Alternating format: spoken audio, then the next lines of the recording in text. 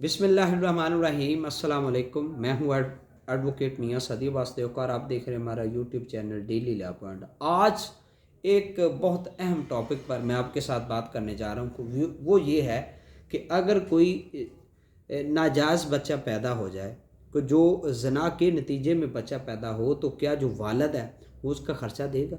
जिसका वो तुख़्म है, वो जिसकी औलाद है, तो क्या वो उसका ख़र्चा देने का पाबंद है? वो उसकी जो वालदा है, वो क्या उस बंदे से जिसने उसके साथ ज़िना किया उससे ख़र्चा लेने की हकदार है या नहीं है? ठीक है, इस हवाले से आज हम बात करेंगे। ठीक है, और वीडियो में आगे बढ़ने से पहले चैनल को सब्सक्राइब कर लें, वीडियो को लाइक करें और शेयर करें। जज़ाकल्लाह।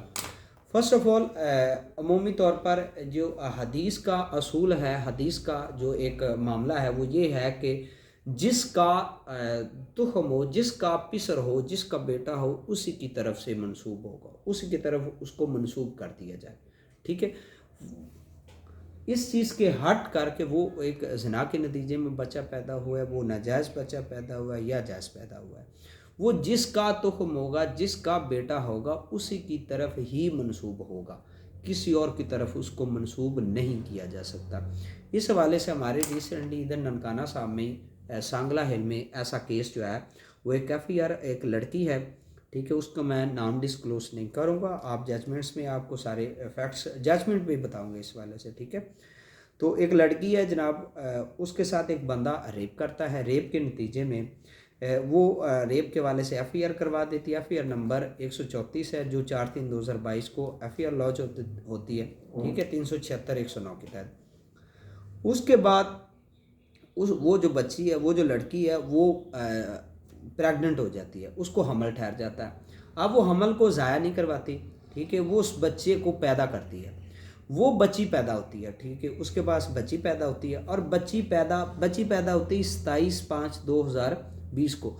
अब वो जैसे बच्ची पैदा होती है, तो बच्ची पैदा होने के बाद वो जनाब वहाँ की फैमिली कोर्ट में उस बंदे के ख़िलाफ़ ख़र्चे का केस दायर कर देती है कि इस बंदे ने मेरे साथ ये ज़िना किया था, मैंने इसके ख़िलाफ़ ये एफआईआर करवाई है, इसका फिर मुझे हमल ठहर गया। अब हमल के बाद ये बच्ची पैदा हुई है, तो ये उसका बाप कहलाता है। ठीक है, ये उसका एक तरह से बाप है, तो ये मुझे ख़र्चा दे इस बच्ची का, मैंने इसकी परवरिश करनी है। ठीक है, अब उसके बाद जनाबे वाला अदालत उसको समन कर लेती है।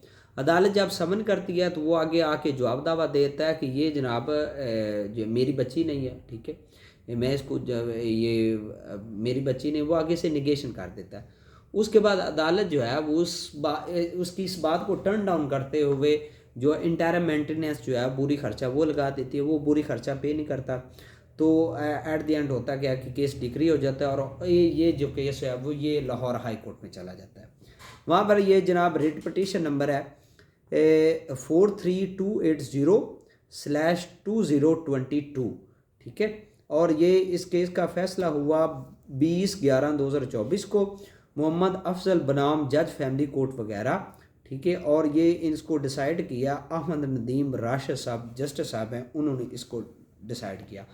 अब उसमें इस जो है ना वो केस में एक टर्म यूज़ की कि बायोलॉजिकल चाइल्ड, कि ये बच्ची जो है वो चूँकि उसकी बायोलॉजिकल बच्ची है, ठीक है, उसकी बेटी है, बायोलॉजिकल लेजिटमेट नहीं, लेकिन बायोलॉजिकल उसकी बच्ची है, तो ये जो हस्बैंड है, ठीक है, ये जो अफजल है, ये उसको ख़र्चा दे, ये बाउंड है। उसमें उन्होंने काफ़ी एक बहुत खूबसूरत जजमेंट है। ठीक है, और ये मैंने आपको बता दिया, आप डाउनलोड पर कर सकते हैं। मज़ीद इसका जो लिंक है ना, वो मैं अपने डिस्क्रिप्शन में दे दूंगा, वहाँ से डाउनलोड कर सकते हैं। ठीक है, तो उसमें बहुत खूबसूरत जजमेंट है, अहादीस का हवाला है, कुरान पाक की आयत का भी हवाला है, और पाकिस्तान के जो लॉज हैं इसके मुतालिक उनका भी हवाला है। तो एक बहुत खूबसूरत जजमेंट है, और एट द एंड यही है कि अगर कोई शख्स किसी के साथ ज़िना करता है और उस ज़िना के नतीजे में जो बच्ची पैदा होगी, उस बच्ची का जो ख़र्चा होगा वो उस बाप को पे करना पड़ेगा जिसने उसकी वालदा के साथ रेप किया, उसको वो पे करना पड़ेगा, हर हाल में करना पड़ेगा। ठीक है, तो किसी दीगर वीडियो में आपके साथ मुलाकात होगी, तब तक के लिए अल्लाह हाफिज़।